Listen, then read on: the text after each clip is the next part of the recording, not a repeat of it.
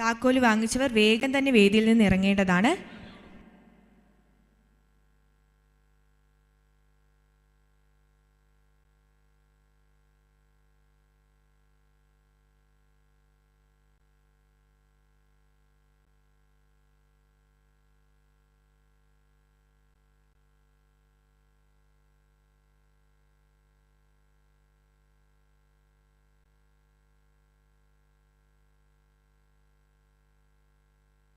വേദിയിൽ നിന്ന് താക്കോല് വാങ്ങിച്ചവർ വേഗം തന്നെ ഇറങ്ങി തരേണ്ടതാണ്.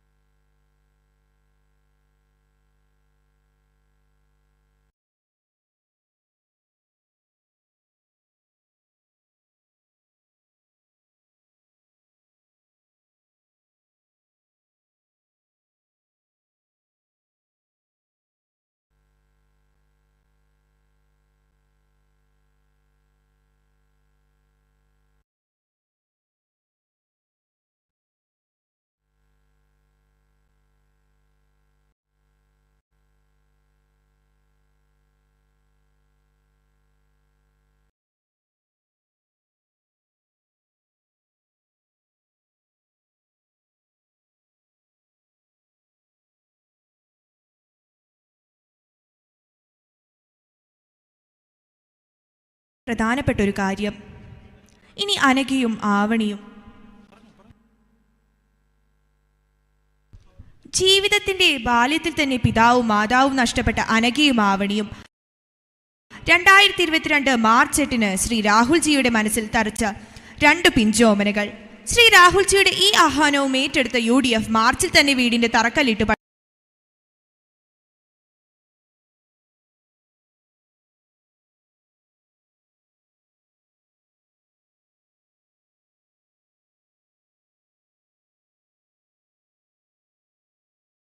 പിടിപ്പിക്കാൻ അനഘയും ആവണിയും ശക്തമായ കൈത്താങ്ങായി മാറട്ടെ.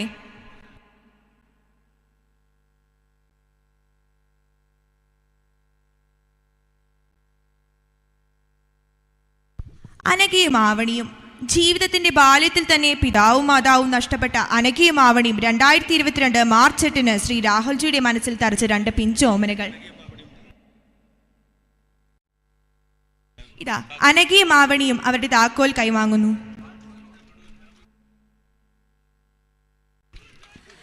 മാതാവും പിതാവും നഷ്ടപ്പെട്ട അനഘയും ആവണിയും 2022 മാർച്ച് 8 ശ്രീ രാഹുൽജിയുടെ മനസ്സിൽ തറച്ച 2 പിഞ്ചോമനകളാണ്. ശ്രീ രാഹുൽജിയുടെ ഈ ആഹ്വാനം ഏറ്റെടുത്ത UDF മാർച്ചിൽ തന്നെ വീടിന്റെ തറക്കല്ലിട്ട് പണി തുടങ്ങി. ഈ വീട് ഇനി അങ്ങോട്ട് ആത്മവിശ്വാസത്തോടെ തങ്ങളുടെ ജീവിതം കരുപിടിപ്പിക്കാൻ അനഘയ്ക്കും ആവണിക്കും ശക്തമായി കൈത്താങ്ങായി മാറട്ടെ.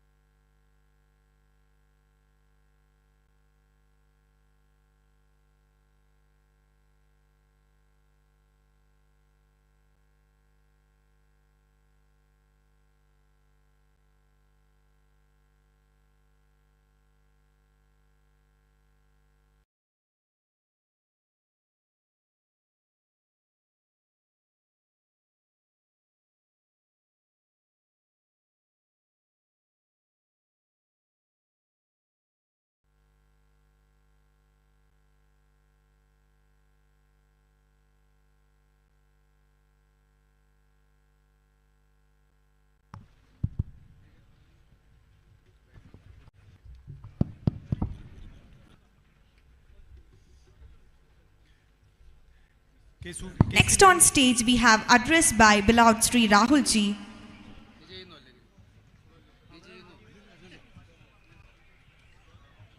അഭിസംബോധന ഈ മനോഹരമായിട്ടുള്ള stage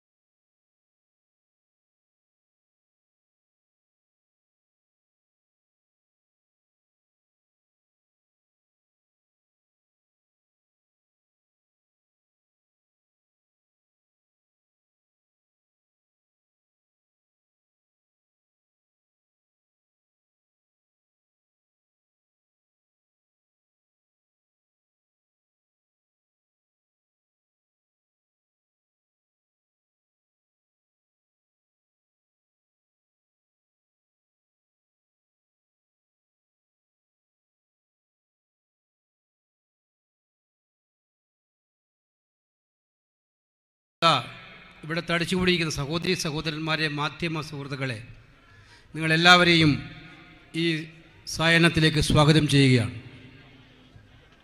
I'm quite happy today that we have given homes to many of our sisters and their families. എനിക്കേറെ സന്തോഷമുണ്ട്.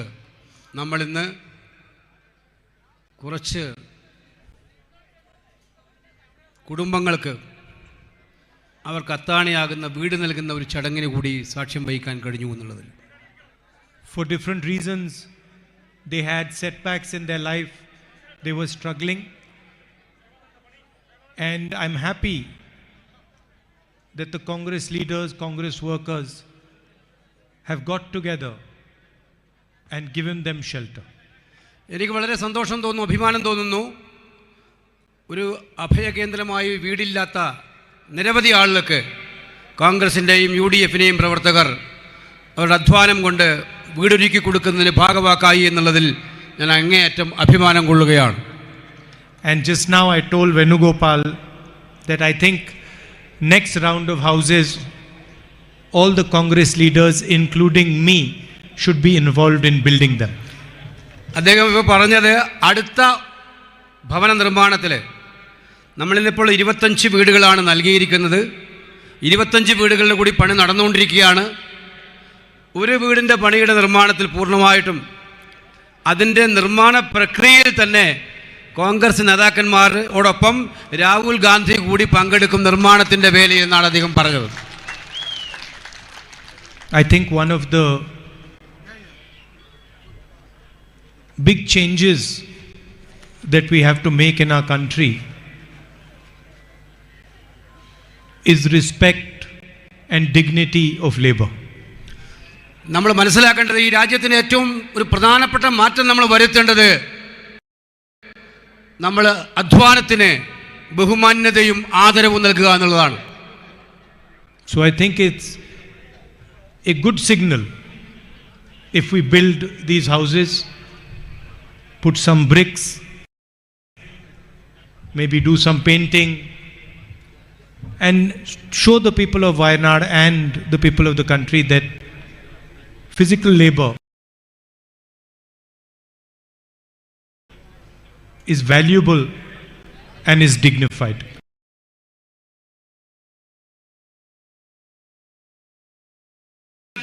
ഇതുപോലെ ബഹുമാനിക്കാനും ആദരിക്കാനുമുള്ള ഒരു സന്ദേശമായിട്ട്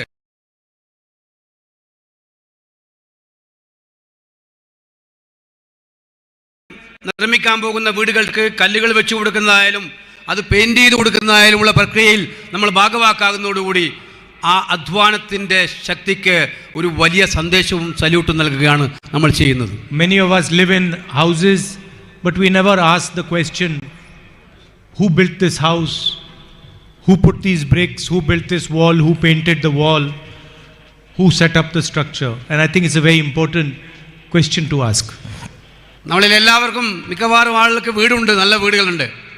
പക്ഷേ നല്ല വീടുകളിൽ ആരും ആലോചിക്കാറില്ല ഈ വീടിൻ്റെ കല്ല് ആരാണ് വെച്ചത്, ഈ വീടിനാരാണ് പെയിൻറ് നടത്തിയത്, ഈ വീടാരാണ് ഫിനിഷിങ് നടത്തിയത്, അതിൽ ആശാരപ്പണി എടുത്തത് ആരാണ്. ഇത്തരം കാര്യങ്ങളൊന്നും നമ്മൾ ആലോചിക്കാറില്ല എന്നുള്ളതാണ്. അങ്ങനെ ആലോചിക്കുന്നത് ഏറ്റവും മഹത്തരമായ ഒരു കാര്യമാണെന്ന് നമ്മൾ കരുതുകയാണ്. When we first discussed this project among our leaders, there was quite a lot of enthusiasm and they were quite excited about doing this with the people of Wayanad. നമ്മൾ ഈ ആദ്യം തന്നെ ഇത്തരമൊരു പദ്ധതിയെക്കുറിച്ച് ആലോചിച്ചപ്പോൾ, ഇവിടുത്തെ നേതാക്കന്മാരുമായിട്ടൊക്കെ ആലോചിച്ചപ്പോൾ അവരിലൊക്കെ തന്നെ വലിയ ആവേശമുണ്ടായിരുന്നു. അവർക്ക് തന്നെ അവർ ആശ്ചര്യമാർന്ന കണ്ണുകളുമായിട്ടാണ് അതിനെ നോക്കിക്കണ്ടത്. അതൊക്കെ തന്നെ വലിയ തോതിൽ ഈ പരിപാടി വിജയിപ്പിക്കുന്നതിൽ സഹായിച്ചിട്ടുണ്ട്. We chose the name Kaithangu, which means helping hand in your beautiful Malayalam. ഇതിനെ ഈ പദ്ധതിയെ നമ്മൾ വിളിക്കുന്നത് കൈത്താങ്ങ്. കൈത്താങ്ങ് മലയാളത്തിൽ അത് നമുക്കെല്ലാവർക്കും അറിയാം. എല്ലാവരും സഹായിക്കാനുള്ള ഒരു കൈ ശക്തി, ഒരു കൈ സഹായം എന്നുള്ള ആ കൈത്താങ്ങിനെയാണ് എന്നാണ് ഈ പദ്ധതിയുടെ പേര് തന്നെ. And there were many challenges. It looks quite simple, but there were many challenges in this project. ഇത് നോക്കുമ്പോൾ, പുറത്തുനിന്ന് നോക്കുമ്പോൾ ഇത് വളരെ ലളിതമായിട്ട് തോന്നും, പക്ഷേ ഒരുപാട് വെല്ലുവിളികൾ ഉണ്ടായിരുന്നു ഈ പദ്ധതിക്ക്. How to choose the beneficiaries because there were so many. ഏറ്റവും വലിയ വെല്ലുവിളി ഗുണഭോക്താക്കളെ എങ്ങനെ തിരഞ്ഞെടുക്കുമെന്നുള്ളതാണ്. കാരണം ഒരുപാട് പേര് അപേക്ഷകരായിട്ടുണ്ട് നമ്മുടെ നാട്ടിൽ. The houses were built in difficult terrain. വിവിധ വ്യത്യസ്തങ്ങളായിട്ടുള്ള വളരെ ബുദ്ധിമുട്ടുള്ള ഭൂപ്രദേശങ്ങളിലാണ് വീടുകൾ നിർമ്മിക്കേണ്ടി വന്നത്. With hills, with poor roads. Road സൗകര്യമില്ലാത്ത പർവ്വതങ്ങൾക്കടുത്തുള്ള കുന്നുകൾക്കടുത്തുള്ള പ്രദേശങ്ങളിലൊക്കെയാണ് വീട് നിർമ്മിക്കേണ്ടി വന്നത്. And because we want to build as many houses as possible, we wanted to keep the costs quite low. കുറേ വീടുകൾ നിർമ്മിച്ചു നൽകണമെന്ന് ആഗ്രഹമുള്ളതുകൊണ്ട് വലിയ ആഡംബര വീടുകൾ നൽകാൻ ഞങ്ങൾക്ക് സാധിച്ചിട്ടില്ല. But without compromising on the minimum requirement and the quality. അടിസ്ഥാനപരമായി വേണ്ടുന്ന കാര്യങ്ങൾക്കൊന്നും വിട്ടുവീഴ്ച ചെയ്യാതെ കുറച്ച് ഭേദപ്പെട്ട വീടുകൾ തന്നെയാണ് നമുക്ക് നൽകാൻ കഴിഞ്ഞിട്ടുള്ളത് എന്നുള്ളത് സന്തോഷകരമായിട്ടുള്ള കാര്യമാണ്. So I'm quite happy today that we have been able to give 25 families a place to stay. ഈ വക കാരണങ്ങളാൽ ഞാൻ വളരെ സന്തോഷവാനാണ്. 25 കുടുംബങ്ങൾക്ക് കയറി താമസിക്കാൻ ഒരു കൂര നൽകാൻ നമുക്ക് കഴിഞ്ഞിരിക്കുന്നു എന്നുള്ളത് ഏറ്റവും സന്തോഷകരമായിട്ടുള്ള കാര്യമായിട്ട് നമുക്ക് കാണാം. And I was also quite happy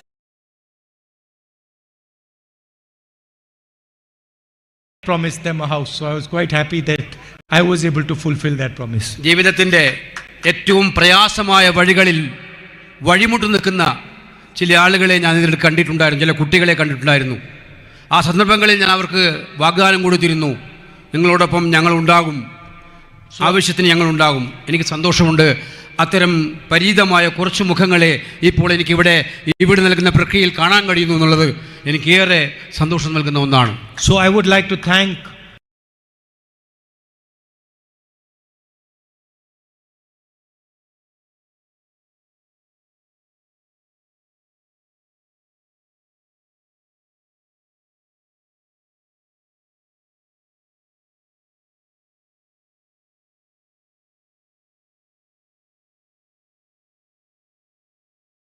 us. ഇതിനു വേണ്ടി സഹകരിച്ച എല്ലാ നേതാക്കന്മാർക്കും, ബ്ലോക്ക് കമ്മിറ്റിയുടെയും മണ്ഡലം കമ്മിറ്റിയുടെയും നേതാക്കന്മാർ, UDFൻ്റെ പ്രവർത്തകർ, നേതാക്കൾ, അവരോട് എല്ലാവരോടും ഞാൻ അങ്ങേയറ്റം നന്ദി രേഖ.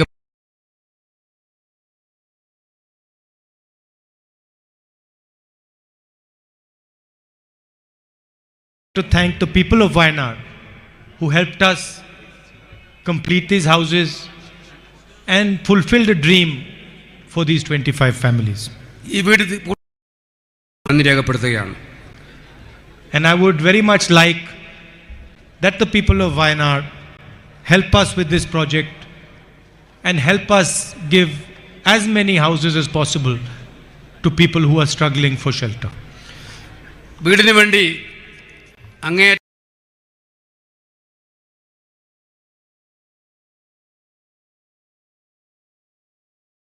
ഉണ്ടാകുമെന്ന് ഞാൻ പ്രതീക്ഷിക്കുകയാണ്. And to the beneficiaries, I'd like to say, we know that you have struggled over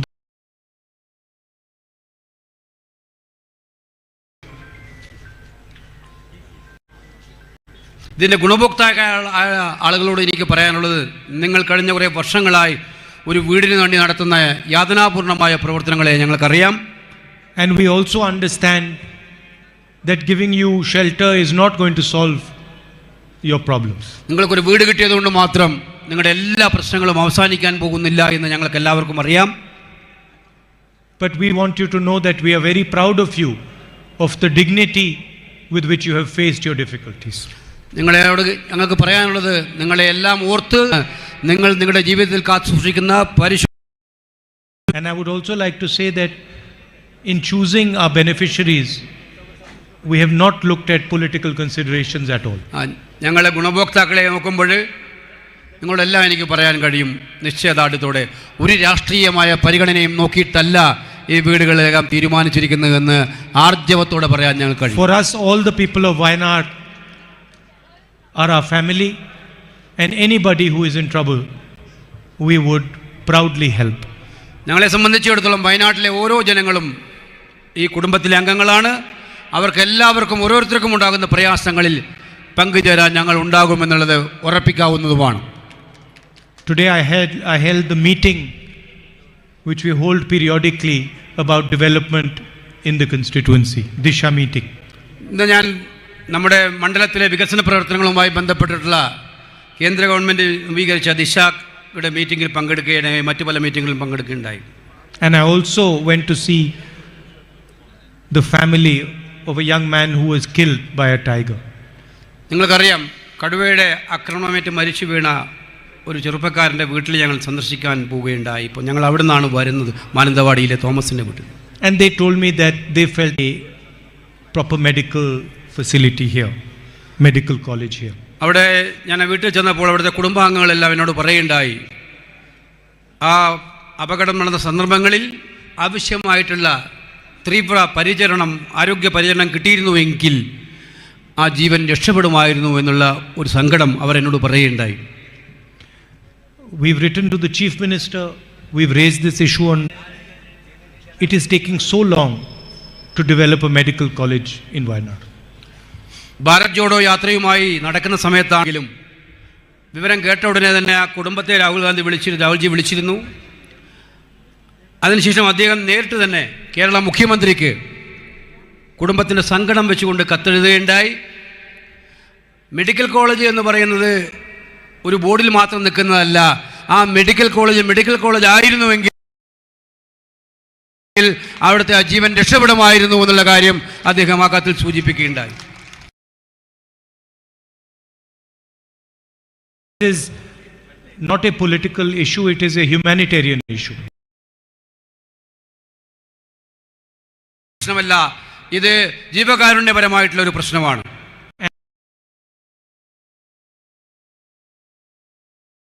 The Chief Minister should view it in that manner. മുഖ്യമന്ത്രി അങ്ങനെ ആ കാര്യത്തെ കൈകാര്യം ചെയ്യാൻ ശ്രമിക്കണമെന്നാണ് ഞങ്ങൾക്ക് പറയാനുള്ളത്. And he should expedite the building of a medical college in this constituency. അതുകൊണ്ട് അദ്ദേഹം ഈ മെഡിക്കൽ കോളേജ് എന്ന് പറയുന്ന വാഗ്ദാനം മേടിക്കുന്ന കാര്യം യാഥാർത്ഥ്യമാക്കാൻ അടിയന്തരമായിട്ട് ഇടപെടണമെന്നുള്ള കാര്യം ഞാൻ ആവശ്യപ്പെടുകയാണ്. I mentioned to you about the man-animal conflict, and again, hundreds of people are killed by animals in our constituency. നിങ്ങൾക്കറിയാം, ഇവിടെ ഉണ്ടാകുന്ന ഏറ്റവും പ്രധാനപ്പെട്ട ഒരു പ്രശ്നം മൃഗങ്ങളും മനുഷ്യരും തമ്മിലുള്ള വിഷയങ്ങളാണ്. ഈ കഴിഞ്ഞ കുറേ വർഷങ്ങളെടുത്ത് നോക്കിയാൽ നൂറുകണക്കിന് ആളുകളാണ് നമ്മുടെ കാട്ടുമൃഗങ്ങളുടെ ആക്രമണത്തിന്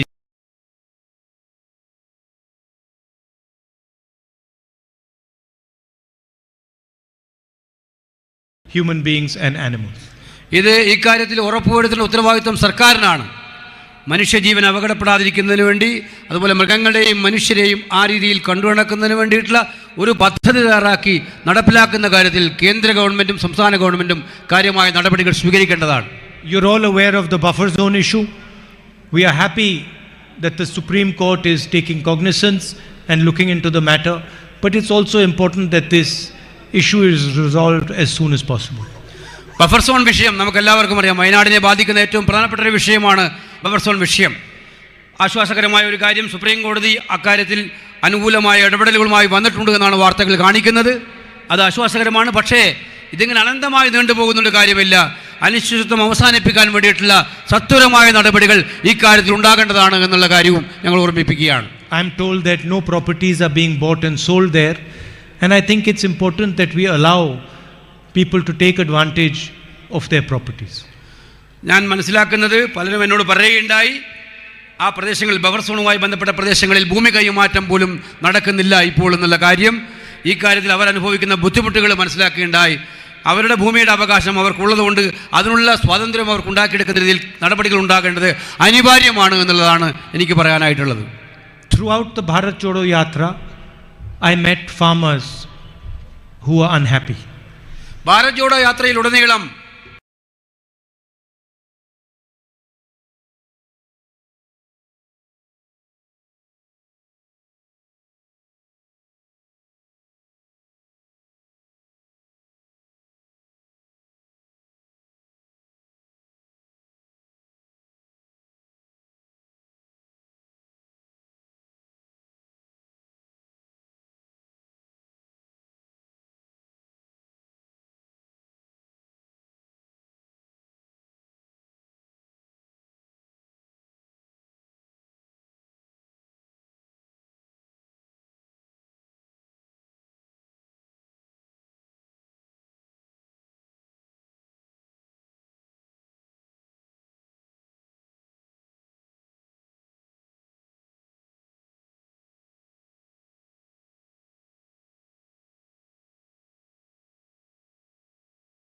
I think it's very important that both the national government and the state government support our farmers and develop a strategy for the productive class, for the farming class in India. നമുക്ക് പറയാനുള്ളത് രണ്ട് ഗവൺമെൻറ്റുകളും, കേന്ദ്ര ഗവൺമെൻറ്റും സംസ്ഥാന ഗവൺമെൻറ്റും ഒരു പ്രത്യേകമായിട്ടുള്ള പദ്ധതി തയ്യാറാക്കിയിട്ട് ഈ ബുദ്ധിമുട്ട് അനുഭവിക്കുന്ന കൃഷിക്കാരെ സഹായിക്കാൻ ആവശ്യമായിട്ടുള്ള നടപടിയുമായി മുന്നോട്ട് വരണം എന്നുള്ളതാണ്.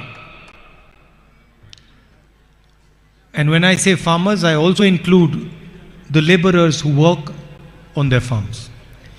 ഞാൻ കൃഷിക്കാരെന്ന് പറഞ്ഞപ്പോൾ ഉദ്ദേശിച്ചത് കൃഷിക്കാരെ മാത്രമല്ല, കാർഷിക ഇടങ്ങളിൽ പണിയെടുക്കുന്ന തൊഴിലാളികളെ കൂടിയാണ് എന്ന് പറയാൻ ആഗ്രഹിക്കുകയാണ്. Few days ago I gave a speech in Parliament about the relationship between our Prime Minister and Mr. Adani. ഞാൻ കുറച്ച് ദിവസം മുമ്പ് പാർലമെൻറ്റിൽ പ്രസംഗിച്ചിരുന്നു. ആ പ്രസംഗത്തിലെ മുഖ്യമായ കാതിൽ നമ്മുടെ പ്രധാനമന്ത്രിയും മിസ്റ്റർ അഡാനിയും തമ്മിലുള്ള ബന്ധത്തെക്കുറിച്ചായിരുന്നു. I spoke in the most polite, respectful tone. ഞാൻ വളരെ വിനയാന്യതനായി ബഹുമാനത്തോടു കൂടിയിട്ടാണ് ഓരോ വാക്കും സംസാരിച്ചത്. I did not use any bad language. ഞാൻ ഒരു മോശപ്പെട്ട ഭാഷയും ഉപയോഗിച്ചിട്ടില്ല. I did not abuse anybody. ആരെയും ആക്ഷേപിച്ചിട്ടില്ല. I just raised certain facts. ഞാൻ ചില യാഥാർത്ഥ്യങ്ങൾ ഉയർത്തിക്കാട്ടി എന്ന് മാത്രം. I pointed out how Mr. Adani traveled with the Prime Minister to foreign countries. ഞാൻ ചോദിച്ചു, And then was rewarded by getting contracts in these countries. ഞാൻ എൻ്റെ ഒരു വിനയമായ സ്വരത്തിൽ ചോദിച്ചു, നമ്മുടെ പ്രധാനമന്ത്രി നരേന്ദ്രമോദി വിദേശത്ത് പോകുമ്പോൾ അദ്ദേഹത്തോടൊപ്പം എങ്ങനെയാണ് അഡാനി യാത്ര ചെയ്യുന്നത്? യാത്ര ചെയ്യുന്നത് മാത്രമല്ല, യാത്ര കഴിഞ്ഞ് പുറത്ത് വന്നാൽ ഉടനെ തന്നെ ആ പോയ രാജ്യത്തിലെ വ്യവസായ വാണിജ്യ രംഗവുമായിട്ട് അഡാനി എങ്ങനെയാണ് കരാർ ഒപ്പിടുന്നത് ആ ഗവൺമെൻറ്റുമായിട്ട്? I showed how 30% of the airport traffic is today controlled by Mr. Adani simply because he has a relationship with the Prime Minister. ഞാൻ ചോദിച്ചു, നമ്മുടെ രാജ്യത്തെ 30% വിമാനത്താവളങ്ങളുടെയും പങ്കാളിത്തം അഡാനി വഹിക്കുന്നു. ഒരേ ഒരു കാരണം മാത്രം, അഡാനിയും പ്രധാനമന്ത്രിയും തമ്മിലുള്ള ബന്ധം കൊണ്ട് മാത്രമാണ് ആ വിമാനത്താവളങ്ങൾ അദ്ദേഹത്തിൻ്റെ കയ്യിൽ കിട്ടിയിരിക്കുന്നത്. I spoke about how the rules were changed so that Mr. Adani could get these airports. നമ്മുടെ രാജ്യത്തിലെ നിയമങ്ങൾ, ചട്ടങ്ങൾ എങ്ങനെയാണ് അഡാനിക്ക് വേണ്ടി ചെയ്തത്, അദ്ദേഹത്തിന് എയർപോർട്ടുകൾ കിട്ടുന്നതിന് വേണ്ടി, വിമാനത്താവളം കിട്ടുന്ന ചെയ്തത് എന്ന കാര്യം ഞാൻ ചോദിക്കുകയുണ്ടായി. Earlier, people who did not have experience in running airports were not allowed to participate. നേരത്തെയുള്ള വിമാനത്താവള സ്വകാര്യവൽക്കരണ കാര്യങ്ങൾ വന്നാൽ കൃത്യമായൊരു കണ്ടീഷൻ ഉണ്ടാകുമായിരുന്നു, ഒരു നിബന്ധന ഉണ്ടാകുമായിരുന്നു. വിമാനത്താവള വികസനവുമായി ബന്ധപ്പെട്ട് അനുഭവപരിചയമില്ലാത്ത ആരെയും അത്തരം കരാറുകളിൽ പരിഗണിക്കേണ്ടതില്ല എന്നുള്ള കാര്യം. And the rules were changed to allow Mr. Adani to participate. Adani എന്ന് പറയുന്ന വ്യക്തിക്ക് വേണ്ടി ആ ചട്ടം ഭേദഗതി ചെയ്യപ്പെട്ടു. അദ്ദേഹത്തിന് പരിചയമില്ലായിരുന്നു ഈ രംഗത്ത്. The Niti Aayog, other institutions commented on this and said he should not be allowed, but he was still allowed. നീതി ആയോഗവും അതുപോലുള്ള മറ്റു സ്ഥാപനങ്ങളും, കേന്ദ്ര ഗവൺമെൻറ് സ്ഥാപനങ്ങൾ തന്നെ ഈ കാര്യം ചൂണ്ടിക്കാട്ടിയെങ്കിലും അതിനെല്ലാം തള്ളിക്കളഞ്ഞുകൊണ്ട് അദ്ദേഹത്തിന് ഇത് കൊടുത്തു. A official in Sri Lanka stated in a meeting in Sri Lanka in a public hearing that the president of Sri Lanka told him that Mr. Modi had pressurized him to give a contract to Mr. Adani in Sri Lanka. ശ്രീലങ്കയിലെ ഒരു പ്രധാനപ്പെട്ട ഔദ്യോഗിക തലത്തിലിരിക്കുന്ന ആൾ സൂചിപ്പിക്കേണ്ടായി, അദ്ദേഹം പരസ്യമായി പുറത്ത് പറഞ്ഞു, Sri Lankan president അദ്ദേഹത്തോട് പറയേണ്ടായെന്ന്, നമ്മുടെ പ്രധാനമന്ത്രി ശ്രീലങ്കയിലെ ഒരു പ്രധാനപ്പെട്ട കോൺട്രാക്റ്റുകൾ മിസ്റ്റർ അഡാനി കൊടുക്കാൻ വേണ്ടി അദ്ദേഹത്തോട് ശുപാർശ ചെയ്തു എന്നുള്ള കാര്യം. Immediately after the Prime Minister went to Bangladesh, Mr. Adani gets a contract from Bangladesh. ബംഗ്ലാദേശിൽ നമ്മുടെ പ്രധാനമന്ത്രി സന്ദർശനം നടത്തിയതിന് ഉടനെ തന്നെ അവിടുത്തെ ഒരു കരാറും അഡാനിക്ക് കിട്ടുകയുണ്ടായി. Mr. Adani and the Prime Minister go to Australia. The State Bank gives a loan of $1 billion to Mr. Adani for a mining project. നിങ്ങൾ മനസ്സിലാക്കേണ്ടത്, ഓസ്ട്രേലിയയിലേക്ക് നരേന്ദ്രമോദി സന്ദർശനം നടത്തിക്കഴിഞ്ഞപ്പോൾ, പ്രധാനമന്ത്രി സന്ദർശനം നടത്തിക്കഴിഞ്ഞപ്പോൾ അവിടെ $10 ലക്ഷം ഒരു കോൺട്രാക്റ്റാണ് അദാനിക്ക് ഓസ്ട്രേലിയൻ ഗവൺമെൻറ്റുമായി ബന്ധപ്പെട്ട് കൊടുക്കേണ്ടി വന്നു. The biggest, most strategic airport, Mumbai airport, is taken over by Mr. Adani after agencies threaten the people who ran the airport. ഏറ്റവും പ്രധാനപ്പെട്ട മുംബൈ വിമാനത്താവളം നമ്മുടെ കേന്ദ്ര ഗവൺമെൻറ് നിയന്ത്രിക്കുന്ന ഏജൻസികളെ വെച്ചുകൊണ്ടാണ്, ഭീഷണിപ്പെടുത്തിയിട്ടാണ് അദാനി ഏറ്റെടുത്തിരിക്കുന്ന കാര്യം നമ്മൾ മനസ്സിലാക്കേണ്ടതായിട്ടുണ്ട്. And after I gave this speech, most of my speech was edited out and was not allowed to go on the record of Parliament. ഞാൻ പ്രസംഗിച്ച ശേഷം എൻ്റെ ബഹുഭൂരിഭാഗം പ്രസംഗങ്ങളും രേഖകളിൽ നിന്നും നീക്കം ചെയ്ത് അത് പുറത്ത് പ്രസിദ്ധീകരണത്തിന് കൊടുക്കരുതെന്നുള്ള ഉത്തരവാണ് ഉണ്ടായത്. Apparently, saying the name Adani and Ambani together is to insult the Prime Minister of India. ഇപ്പം വന്നിരിക്കുന്നൊരു കാര്യം, അദാനിയുടെയോ അംബാനിയുടെയോ പേര് ഉപയോഗിക്കുന്നത് തന്നെ പ്രധാനമന്ത്രിയെ ഇൻസൾട്ട് ചെയ്യുന്നതായിട്ടുള്ള രീതിയിലാണ്, അദ്ദേഹത്തെ മോശമാക്കുന്ന രീതിയിലാണ് പ്രചരണം നടന്നുകൊണ്ടിരിക്കുന്നത്, എടുത്തിരിക്കുന്നത്, ഗവൺമെൻറ് തന്നെ എടുത്തിരിക്കുന്നത്. But you can see pictures of them together all across the internet. നിങ്ങൾക്ക് കാണാൻ കഴിയും ഇവരോടൊപ്പമുള്ള ചിത്രങ്ങൾ, പ്രധാനമന്ത്രി ചിത്രങ്ങൾ നിങ്ങൾക്ക് എവിടെയും പോയാൽ കാണാൻ കഴിയും, എവിടെയും ഉണ്ടത്. You can see the Prime Minister flying in Mr. Adani's plane. അദാനിയുടെ വിമാനത്തിൽ പ്രധാനമന്ത്രി ട്രാവൽ ചെയ്യുന്നത്, സഞ്ചരിക്കുന്നത് നമുക്ക് കാണാൻ കഴിയും.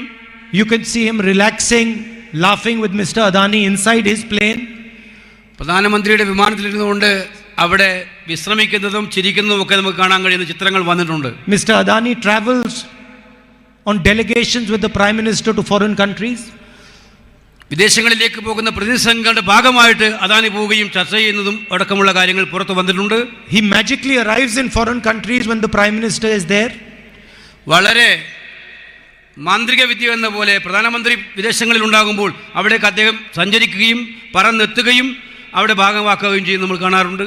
And nothing that I said was untrue. It is all factual.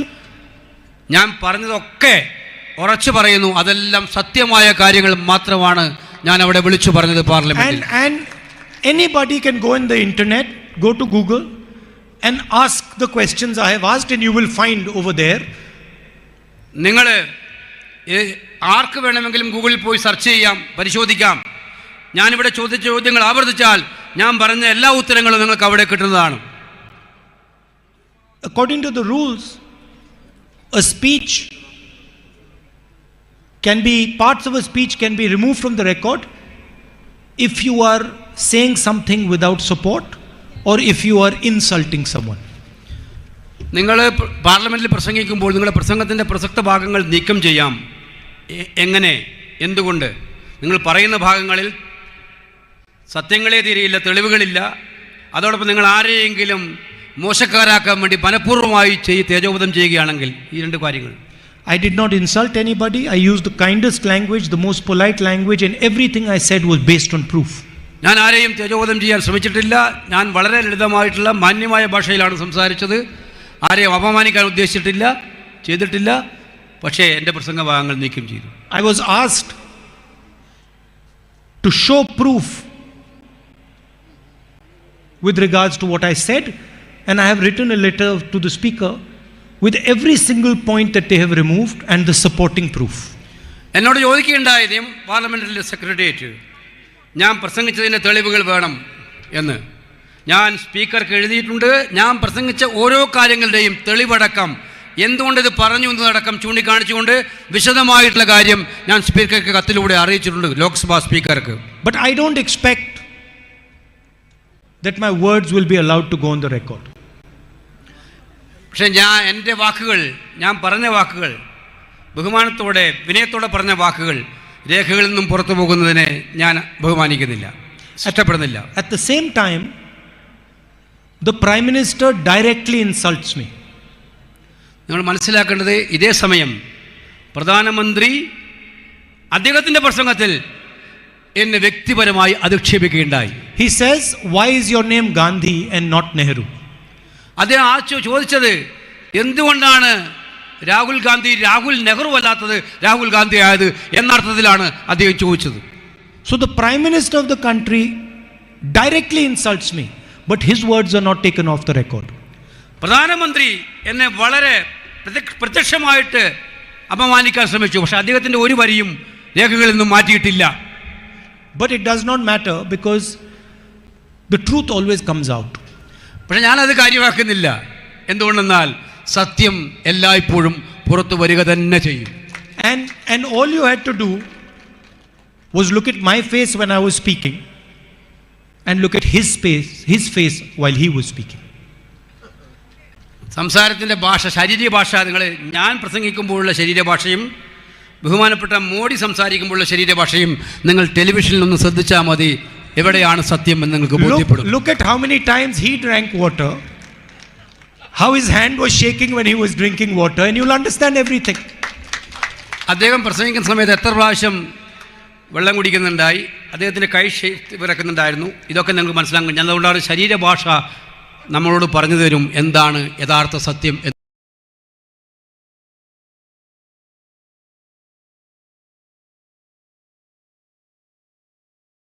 അദ്ദേഹം ഏറ്റവും ശക്തവാനായ നേതാവാണ്, അതുകൊണ്ട് അദ്ദേഹത്തെ എല്ലാവരും ഭയപ്പെടുന്നു എന്നും. He doesn't realize the absolute last thing I'm scared of is Narendra Modi. He doesn't realize that the absolute last thing I'm scared of is Narendra Modi.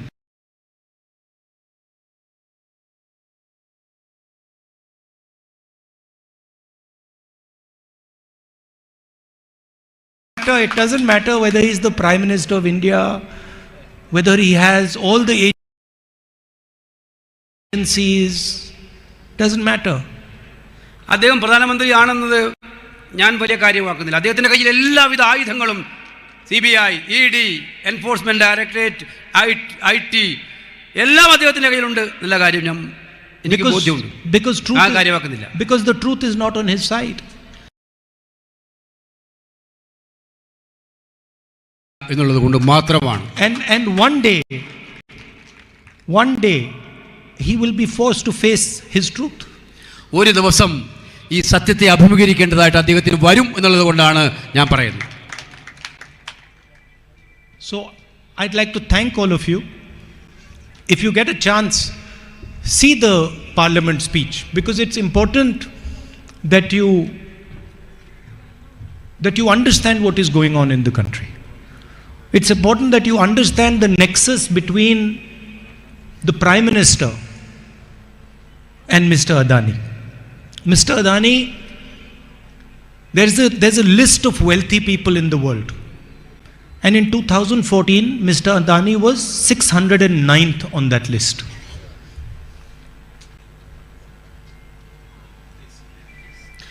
നിങ്ങൾ മനസ്സിലാക്കേണ്ടത്, നിങ്ങൾ പാർലമെൻറ്റ് നടപടികളൊന്ന് പരിശോധിക്കണം, എൻ്റെ പ്രസംഗം ഒന്ന് മനസ്സിലാക്കണം, മോഡിയുടെ പ്രസംഗവും കേട്ടോളൂ. കാരണം നമ്മുടെ രാജ്യത്ത് എന്ത് സംഭവിക്കുന്നു എന്നുള്ള കാര്യം നിങ്ങൾ പരിപൂർണമായി ബോധവാന്മാരാകേണ്ടതാണ്. കഴിഞ്ഞ കാലഘട്ടങ്ങളിൽ ദേശീയ തലത്തിലും അന്തർദേശീയ തലത്തിലും കുറച്ച് നാളുകൾക്ക് മുമ്പ് വരെ അഡാനി സാമ്പത്തിക ധനാഢ്യന്മാരുടെ കൂട്ടത്തിൽ 609ാമത് സ്ഥാനത്തായിരുന്നു. And from 609th on that list, he became second on the list. ഈ അടുത്ത കാലത്ത് ആ ലിസ്റ്റ് വന്നപ്പോൾ നിങ്ങൾക്കറിയാം, ഈ 609ാമതുകാരൻ രണ്ടാമനായി ലോകത്തിൽ മാറുന്നതാണ് നമ്മൾ കണ്ടത്. He got all the airports, the ports, defense contracts, coal contracts, mining contracts, road contracts, agriculture, every industry Mr. Adani is set to monopolize. അദ്ദേഹം ഇന്ത്യയിലെ മിക്കവാറും എല്ലാ മേഖലകളെയും കൈയടക്കിയിരിക്കുകയാണ്. വിമാനത്താവളങ്ങൾ, തുറമുഖങ്ങൾ, പ്രതിരോധ മന്ത്രാലയത്തിൻ്റെ കീഴിലുള്ള കോൺട്രാക്റ്റുകൾ, റോഡ് വികസന പദ്ധതികൾ, അതുപോലെ തന്നെ ടെലികോം വികസന പദ്ധതികൾ, ഇതുമായി ബന്ധപ്പെട്ട നമ്മുടെ നാട്ടിലെ മിക്കവാറും എല്ലാ വ്യവസായ ശൃംഖലകളുടെയും പ്രധാനപ്പെട്ട പങ്കാളിത്തത്തിലേക്ക് Adani എത്തിച്ചേർന്നിരിക്കുകയാണ്. And there are shell companies abroad that are sending thousands of crores of rupees into India And nobody knows who these shell companies belong to. വിദേശ രാജ്യങ്ങളിലുള്ള ഷെൽ കമ്പനികൾ ആയിരക്കണക്കിന് കോടി രൂപയാണ് ഇന്ത്യയിലേക്ക് അയക്കുന്നത്. പക്ഷെ ആർക്കും അറിയില്ല ആരാണ് ഈ കമ്പനികൾക്ക് പിന്നിൽ, ആരാണ് ഈ കമ്പനിയുടെ യഥാർത്ഥമായ പ്രഭവ കേന്ദ്രങ്ങൾ, എവിടെ നിന്നാണ് ഇവർക്ക് പണം വരുന്നതെന്ന് ആർക്കും അറിയില്ല. The question is, who does this money belong to that is in these shell companies that is coming into India? ഈ ഷെൽ കമ്പനികളുടെ പിന്നിലുള്ള പണം ആരുടേതാണ് എന്നുള്ളതാണ് യഥാർത്ഥമായിട്ടുള്ള ചോദ്യം നമ്മുടെ മുന്നിലുള്ളത്. I asked the Prime Minister some questions. I asked him about his relationship with Mr. Adani. I asked him about how Mr. Adani has grown so fast. The Prime Minister did not answer a single question. ഞാൻ പ്രധാനമന്ത്രിയോട് ചോദിച്ച ഈ വക ചോദ്യങ്ങളാണ്. എങ്ങനെയാണ് ഈ കമ്പനികൾ അഡാനിയുമായിട്ട് അദ്ദേഹത്തിലുള്ള ബന്ധം, എന്തുകൊണ്ട് ഇത്രയും പെട്ടെന്ന് അദ്ദേഹം വളർന്നു, എങ്ങനെയാണ് അദ്ദേഹം വളർന്നത്, അതുമായി ബന്ധപ്പെട്ട ഒരു ചോദ്യങ്ങൾക്കും ഒരക്ഷരം പ്രധാനമന്ത്രി ഉരിയാടിയില്ല, മറുപടിയായിട്ട് പറഞ്ഞില്ല. His response to my questions was, why are you not called Nehru? Why you called Gandhi? എൻ്റെ പ്രസംഗത്തിലുള്ള ഏക മറുപടി അദ്ദേഹം എന്നുള്ളത്, എന്തുകൊണ്ടാണ് നിങ്ങൾ നെഹ്റു എന്ന് പറയാത്തത്, ഗാന്ധി എന്ന് പറയുന്നു എന്നുള്ളതാണ്. Because generally, I don't know, maybe Mr. Modi doesn't understand this, but generally in India, our surname is the surname of our father. എന്താണെന്നറിയില്ല, നമ്മുടെ പ്രധാനമന്ത്രിക്ക് ബോധ്യമില്ലാത്തതുകൊണ്ടാണോ എന്ന് എനിക്കറിയില്ല. ഇവിടെ പൊതുവായിട്ട് നമ്മുടെ പേര് വിളിക്കുമ്പോൾ ആ പേരിനോടൊപ്പം അച്ഛൻ്റെ പേരിൻ്റെ ഭാഗമാണ് നമ്മൾ ഉദ്ധരിക്കുന്നത്. So I'd like to thank all of you for coming here. It's always a pleasure. It's always a pleasure for me to come here. When I was on the yatra, I said to some journalists in Kashmir that, I felt when I walked into Kashmir that I was coming home. Venugopal is struggling with translation today. I said when I went to Kashmir, I told some of the journalists who asked me, what are you feeling? I said, I'm feeling as if I've come home. കശ്മീരിലേക്ക് ഇവിടെ യാത്ര ചെയ്യുമ്പോൾ എന്നോട് പല പത്രമാധ്യമ പ്രവർത്തകർ ചോദിക്കുകയുണ്ടായി, എന്താണ് താങ്കളുടെ അനുഭവം? അദ്ദേഹം പറയുണ്ടായി, ഞാൻ എൻ്റെ വീട്ടിലേക്ക് പോകുന്ന പ്രതീതിയാണ് എനിക്ക് കാശ്മീരിൽ വരുമ്പോൾ ഉണ്ടായതെന്ന് ശ്രീ രാഹുൽജി പറയുകയുണ്ടായി. But after walking 3,500 kilometers, when I just came back to Wayanad, I'm also feeling as if I came home. ഞാൻ ഈ ഇത്രയധികം കിലോമീറ്ററുകൾ 3,500 കിലോമീറ്റർ യാത്ര ചെയ്ത് വയനാട്ടിലെത്തിയപ്പോൾ അതേ അനുഭവം തന്നെയാണ്, സ്വന്തം വീട്ടിലേക്ക് പോകുന്ന അനുഭവം തന്നെയാണ് എനിക്കുണ്ടായത് എന്നുള്ളതാണ് ഞാൻ പറയാനാണ്. I really appreciate that you don't treat me like a political leader, that you treat me like a family member. എനിക്ക് വളരെ വളരെ വളരെ സന്തോഷമുണ്ട്. ഞാനിവിടെ വരുമ്പോഴെല്ലാം എനിക്ക് കാണുന്ന കാഴ്ച, നിങ്ങളാരും എന്നെ ഒരു രാഷ്ട്രീയ നേതാവായിട്ടല്ല, നിങ്ങളുടെ കുടുംബത്തിലെ ഒരു അംഗമായിട്ടാണ് നിങ്ങൾ എന്നെ കാണുന്നത് എന്നുള്ളത് എനിക്കേറെ സന്തോഷം നൽകുന്നു. It's the most valuable thing that you do for me. ഇതാണ് എനിക്ക് നിങ്ങൾ നൽകുന്ന ഏറ്റവും വിലപ്പെട്ട കാര്യം എന്നുള്ള കാര്യം സൂചിപ്പിക്കട്ടെ. More important than the votes is that you treat me like family. നിങ്ങൾ എനിക്ക് നൽകുന്ന വോട്ടിനേക്കാൾ എത്രയോ പ്രാധാന്യമുള്ളതാണ് നിങ്ങൾ എനിക്ക് നൽകുന്ന ഈ ഒരു വലിയ മനോഭാവം. So thank you very much. നന്ദി. And I have to also bring my mother here soon. ഞാൻ എൻ്റെ അമ്മയെ അടുത്ത് തന്നെ ഇങ്ങോട്ട് കൊണ്ടുവരാൻ ഉദ്ദേശിക്കുന്നുണ്ട് കുറച്ച് ദിവസത്തേക്ക്.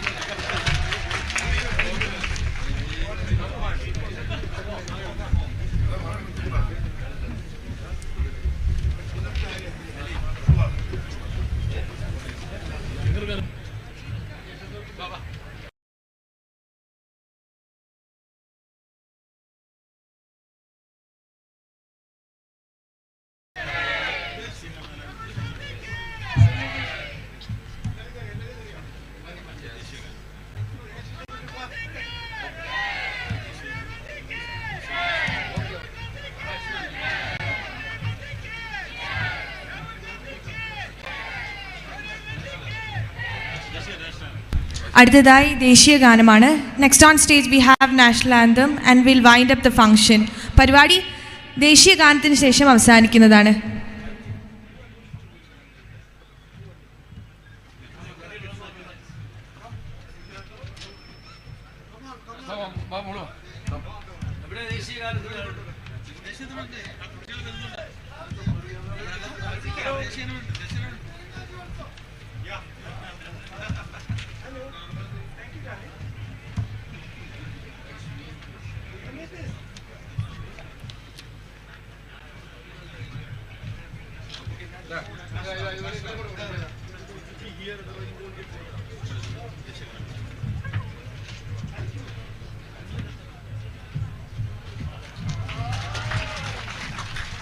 ഫോട്ടോഗ്രാഫ്സ് കിട്ടുന്നില്ല.